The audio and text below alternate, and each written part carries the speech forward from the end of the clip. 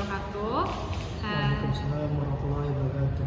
Halo semuanya, nama saya Laila Hasbajira Boru Tambunan dan rekan-rekan saya dari kelompok 1 mata kuliah Hukum Acara Peradilan Agama dari kelas Hukum 5E Fakultas Syariah dan Hukum UIN Sumatera Utara akan mengulik dan membahas tentang sejarah dan juga kedudukan peradilan agama di Indonesia sesuai dengan judul makalah kami.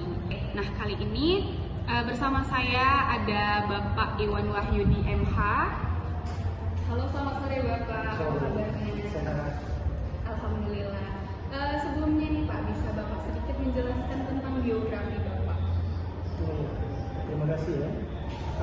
Sini saya sebagai dosen di Universitas Islam Negeri Sumatera Utara, tepatnya di Fakultas Syariah dan Hukum.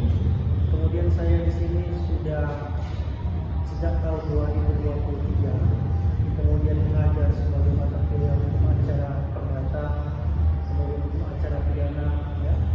Alhamdulillah diamanahkan di UIN ini sebagai mata kuliah hukum acara pidana maupun perdata, karena saya di sisi lain sebagai seorang dosen, saya juga sebagai seorang advokat. Ya.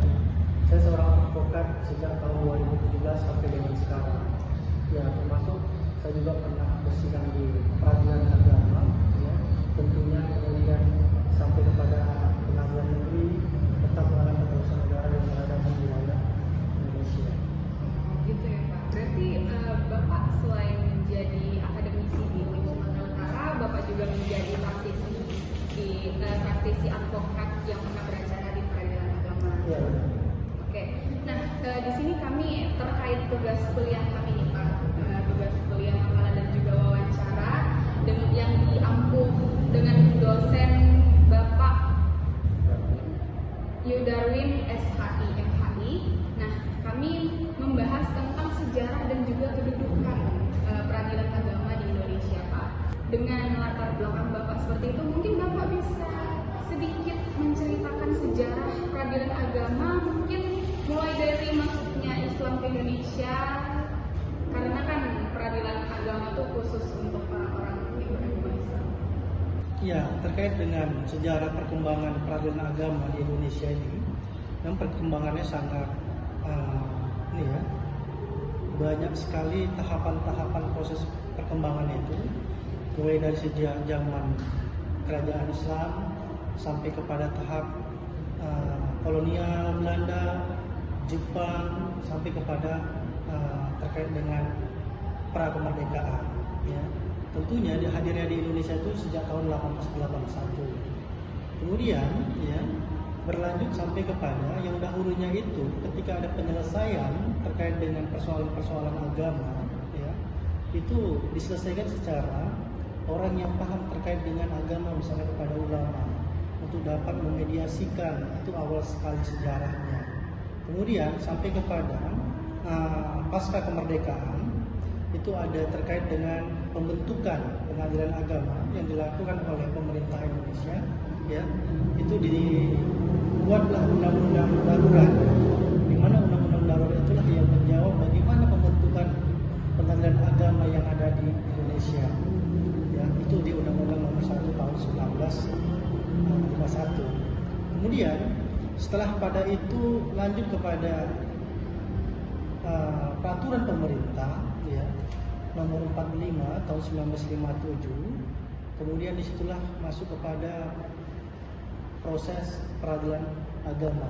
Yang dahulunya juga peradilan agama ini perkembangannya setiap daerah, ya, kemarin itu misalnya di Pulau Madura dan di luar Pulau Jawa itu berbeda terkait dengan apa menjadi hukum acara peradilan agama. Sama halnya juga seperti hukum acara perdata yang hari ini ada HIRRBJ misalnya. Kemudian sampai kepada persoalan hukum acara perdata, ya, sudah banyak kali perkembangan yang signifikan, ya, mulai dari Undang-Undang Nomor 3 Tahun 2006 sampai kepada undang-undang yang terbaru di tahun 2009, ya, Undang-Undang Nomor 50. Kemudian terkait dengan pertanyaan tadi, ya, ini terkhusus kepada agama Islam saja. Tetapi pada perkembangannya peradilan agama juga tidak masuk kepada ranah orang-orang yang beragama Islam saja. Tetapi bisa juga orang-orang yang hari ini bersengketa misalnya di sengketa perbankan syariah misalnya, termasuk di asuransi syariah ya, itu boleh juga orang-orang yang beragama di luar dari agama Islam. Tetapi kalau misalnya terkait dengan sengketa-sengketa umum misalnya perceraian ya, atau perdata khusus perceraian, kemudian waris ya, itu masih tetap kompetensi absolutnya, kompetensi yang berada di bawah peradilan agama. Kemudian sampailah kepada hari ini memang banyak sengketa-sengketa misalnya di perbankan syariah itu ya, kompetensi absolutnya itu sudah merujuk kepada peradilan agama ya, sehingga terkait dengan sekup-sekup kompetensi peradilan agama ini sangat diperluas karena ada yang menyangkut tentang perbankan syariah tadi, yang mengikuti asuransi, kemudian terkait dengan ekonomi syariah dan lain sebagainya. Mungkin itu dia. Oke, makasih banyak Pak atas penjelasan terkait sejarah tadi tentang peradilan agama di Indonesia. Baik, selanjutnya mungkin yang kami perlu juga tahu Pak terkait bagaimana dengan kedudukan peradilan agama di Indonesia saat ini. Jadi terkait dengan kedudukan peradilan agama yang ada di Indonesia ini, itu terkait dengan sistem penyelenggaraan negara ya, yang hari ini sistemnya itu ada di yudikatif. Jadi peradilan agama ini adalah penyelenggara negara, menurut sistem pemerintahannya dia yudikatif sebagai penegak hukum ya. Jadi kalau misalnya terkait dengan keberadaan peradilan agama, kedudukan peradilan agama, itu dia setara sekarang ya, setara dengan peradilan-peradilan umum, kemudian peradilan tata usaha negara, kemudian peradilan militer dan peradilan negeri. Jadi setara dia kedudukannya sama dengan peradilan-peradilan yang berada di Indonesia, dan ini semuanya ini di bawah naungan Mahkamah Agung ya. Kemudian sengketa-sengketanya juga yang saya sebutkan di awal tadi ya, terkait dengan sengketa-sengketa yang bisa untuk dapat diajukan di pengadilan agama itu yang saya katakan tadi di awal ya, terkait dengan persidangan untuk sengketa untuk waris ya, kemudian terkait dengan perceraian, kemudian isbat nikah juga bisa dilakukan dan lain sebagainya. Jadi kedudukannya tetap yang hari ini di bawah Mahkamah Agung sebagai 4 pilar tadi itu ya, terkait dengan pengadilan negeri, agama dan pengadilan tata usaha negara serta militer. Gitu. Gitu ya Pak. Oke, nah ini masuk kita ke pertanyaan terakhir nih Pak. Nah sebagai Bapak nih sebagai praktisi hukum ya kan, yang pernah beracara di peradilan agama, bagaimana tanggapan Bapak tentang hukum peradilan agama di Indonesia?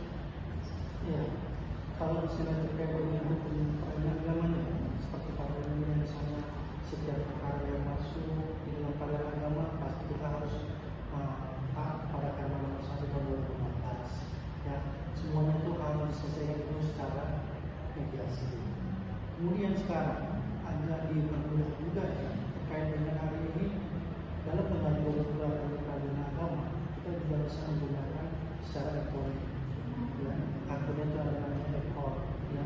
Jadi elektronik itu sangat memudahkan. Ya. Ketika pengajuan itu bisa dari mana saja. Kemudian sampai kepada persidangan juga bisa dilakukan di mana saja, kecuali pada tahap proses pembuktian misalnya.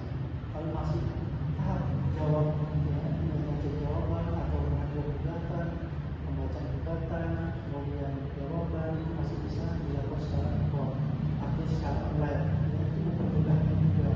Kemudian sampai kepada juga putusan-putusan yang lain. Ini kegunaannya apa? Ternyata bagi kita mencari keadilan berdasarkan pada asas tadi itu ya, asas keadilan cepat, segera adilnya, ternyata itu bisa mengcover itu semua. Sebab apa? Kita pemanggilan itu tidak dikenakan biaya lagi, kita pemanggilan tergugat, hanya pemanggilan pertama saja. Kemudian terkait dengan pemanggilan kita, ya pemanggilan kita juga tidak dikenakan biaya, kenapa? Melalui email, ya, kecuali email kedua pertama, ya, kemudian pemanggilan kedua, terus selanjutnya semua sudah ada di aplikasi-aplikasi yang tadi. Jadi sangat memudahkan, kemudian sangat juga membantu untuk seseorang mencari keadilan dengan biaya yang lebih murah. Ya, itu aja. Oke, terima kasih banyak Pak atas ilmu sore hari ini. kelompok 1 mengucapkan terima kasih banyak atas kesempatan Bapak untuk meluangkan diskusi dengan kami sore hari ini. Mudah-mudahan dengan langkah kami menghadiri Bapak hari ini, suatu saat kami menjadi penegak-penegak hukum di pengadilan manapun nanti sebagai penegak yang memperjuangkan selalu keadilan. Baik, kami dari kelompok 1 atas nama Laila Hasbajira Borotamunan Tambunan, saya Taufik Hidayat Batubara dan dokumenter kami Azilan Sibiring Milada pamit undur diri. Wassalamualaikum warahmatullahi wabarakatuh. Waalaikumsalam.